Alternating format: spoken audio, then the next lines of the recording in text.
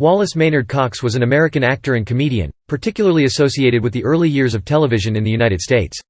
He appeared in the U.S. television series Mister Peepers from 1952 to 1955, plus several other popular shows, and as a character actor in over 20 films. Cox was the voice of the animated canine superhero Underdog of the TV show of the same name. Although often cast as meek, he was actually quite athletic, as well as a military veteran. He married 3 times. Cox was also featured in the first episode of the television series Mission: Impossible. Early life and education. Cox was born on December 6, 1924, in Detroit, Michigan. When he was 10, he moved with his divorced mother, mystery author Eleanor Blake, and a younger sister to Evanston, Illinois, where he became close friends with another child in the neighborhood, Marlon Brando. His family moved frequently, eventually to Chicago, then New York City, then back to Detroit, where he graduated from Denby High School. During World War II, Cox and his family returned to New York City, where he attended City College of New York. He next spent 4 months in the United States Army, and on his discharge attended New York University. He supported his invalid mother and sister by making and selling jewelry in a small shop and at parties, where he started doing comedy monologues. These led to regular performances at nightclubs, such as the Village Vanguard, beginning in December 1948. He became the roommate of Marlon Brando, who encouraged him to study acting with Stella Adler. Cox and Brando remained close friends for the rest of Cox's life, and Brando appeared unannounced at Cox's wake. Brando is also reported to have kept Cox's ashes in his bedroom and conversed with them nightly. Career. In 1949, Cox appeared on the CBS network radio show Arthur Godfrey's Talent Scouts, to the great amusement of host Godfrey. The first half of his act was a monologue in a slangy, almost mumbled punk kid characterization, telling listeners about his friend Dufo. What a crazy guy. The gullible oaf Dufo would take any dares and fall for his gang's pranks time after time, and Cox would recount the awful consequences. 16 stitches. What a crazy guy. Cox's decidedly different stand-up routine was infectious in its ridiculousness, and just as the studio audience had reached a peak of laughter, Cox suddenly switched gears, changed characters, and sang a high-pitched version of The Drunkard Song, punctuated by eccentric yodels. Wallace Cox earned a big hand that night, but lost by a narrow margin to the Chordettes, but he made enough of a hit to record his radio routine for an RCA Victor single. The Dufo routine was paired with Tavern in the Town.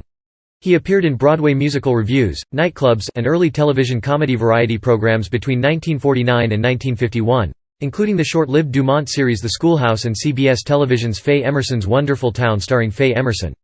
Cox had a huge impact in 1951 with a starring role as a well-meaning but ineffective policeman on Philco Television Playhouse. Producer Fred Coe approached Cox about a starring role in a proposed live television sitcom, Mister Peepers, which he accepted. The show ran on NBC television for 3 years. During this time, he guest-starred on NBC's The Martha Raye Show. In 1953, Cox's comedy sketches were featured in the Ford 50th Anniversary Show, a program that was broadcast live on both NBC and CBS.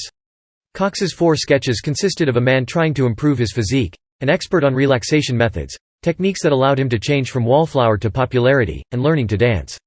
The program attracted an audience of 60 million viewers. 40 years after the broadcast, television critic Tom Shales recalled the broadcast as both a landmark in television and a milestone in the cultural life of the 50s. In 1959, Cox was featured in the guest-starring title role in the Vincent Eaglewood story on NBC's Western series, Wagon Train. Cox played a prominent supporting role as Preacher Goodman in the Earl Hamner novel brought to the screen, Spencer's Mountain. Cox played the role of a Navy sonar man in the Bedford Incident and the role of a drug-addicted doctor opposite Brando in the World War II suspense film, Morituri. Other roles were as the hero of The Adventures of Hiram Holiday, based on a series of short stories by Paul Gallico and co-starring with Ainsley Pryor. He was a regular occupant of the upper left square on the television game show Hollywood Squares, and voiced the animated cartoon character Underdog. He also was a guest on the game show What's My Line? And on the pilot episodes of Mission: Impossible and It Takes a Thief. Cox made several appearances on Here's Lucy, as well as the Beverly Hillbillies, Lost in Space, I Spy, and evening talk shows. He played a pickpocket in an episode of Car 54, Where Are You? He also appeared on The Twilight Zone, Season 5, Episode number 140, titled, From Agnes, with Love. He played character roles in more than 20 motion pictures and worked frequently in guest star roles in television drama, comedy, and variety series in the 1960s and early 1970s. These include a supporting role in the 20th Century Fox's unfinished film Something's Got to Give, the last film of Marilyn Monroe. He was cast in a role as a down-on-his-luck prospector seeking a better life for his family in an episode of Alias Smith and Jones, a Western comedy, and Up Your Teddy Bear in which he starred with Julie Newmar. His television and screen persona was that of a shy, timid, but kind man who wore thick eyeglasses and spoke in a pedantic, high-pitched voice. Cox wrote a number of books, including Mister Peepers, a novel created by adapting several scripts from the television series My Life as a Small Boy, an idealized depiction of his childhood, a parody and update of Horatio Alger in Ralph Makes Good, which was probably originally a screen treatment for an unmade film intended to star Cox, and a children's book, The 10th Life of Osiris Oakes. Personal life. In a 1950s article on Cox's series Mister Peepers, Popular Science reported that Cox kept a small workshop in his dressing room. While he mostly maintained a meek on-screen persona, TV viewers did get to see a glimpse of Cox's physicality on an episode of I've Got a Secret, aired on May 11, 1960, in which he and host Gary Moore ran around on stage assembling furniture while the panel was blindfolded. On the May 15, 1974 installment of The Tonight Show, actor Robert Blake spoke of how much he missed his good friend Cox, who was described as being adventuresome and athletic. Cox married 3 times, to Marilyn Gennaro, Milagros Tirado, and Patricia Tiernan, and was survived by his 3rd wife and his 2 children. His close friendship with Marlon Brando was the subject of rumors. Brando told a journalist, "If Wally had been a woman, I would have married him and we would have lived happily ever after." Writer, editor Beauregard Houston Montgomery said that while under the influence of marijuana, Brando told him that Cox had been the love of his life. However, 2 of Cox's wives dismissed the suggestion that the love was anything but platonic. A Democrat, he supported the campaign of Adlai Stevenson during the 1952 presidential election.